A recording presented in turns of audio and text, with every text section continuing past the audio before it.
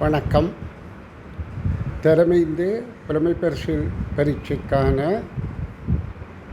எதிர்பார்ப்பு வினாக்கள் பல்வேறு கோணங்களில் தயாரிக்கப்பட்ட போதிலும் அப்படியே எதிர்பார்ப்பு வினா அமைந்துவிடும் என்று யாராவது கற்பனை பண்ணுவீர்களாக அது முட்டாள்தனமான செயற்பாடாக இருக்கும்.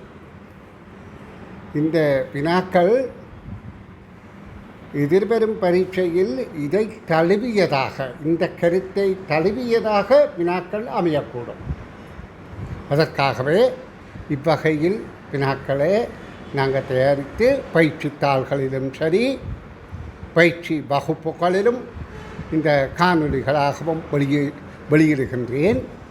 இவற்றை பார்த்து நீங்கள் வினாவை கொஞ்சம் சிந்தித்து விடை எழுதும் முயற்சியில் ஈடுபட்டு விடைகளை எழுதி வைத்து கொள்ளுங்கள்.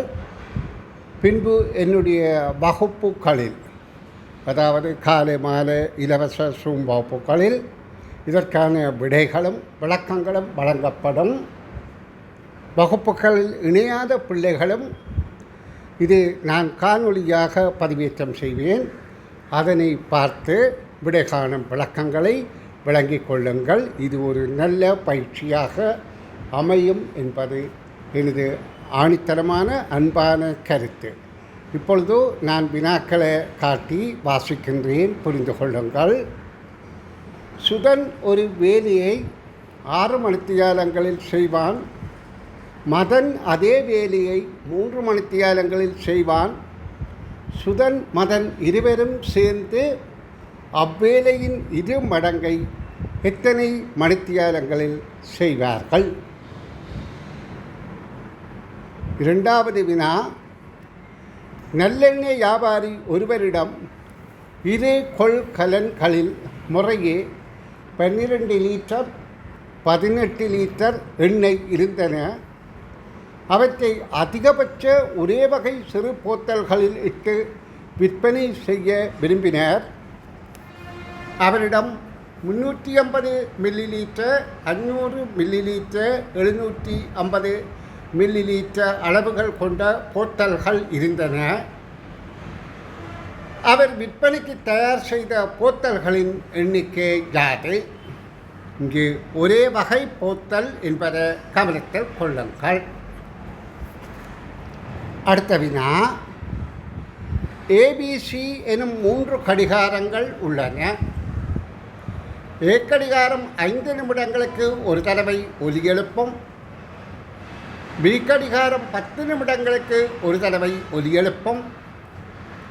சி கடிகாரம் 15 நிமிடங்களுக்கு ஒரு தடவை ஒலி எழுப்பும். சி கடிகாரம் 3 தடவைகள் ஒலி எழுப்புவதற்குள் முறையே ஏ பி கடிகாரங்கள் எத்தனை தடவைகள் ஒலி எழுப்பியிருக்கும்? அடுத்த வினா, யானை பூனையா,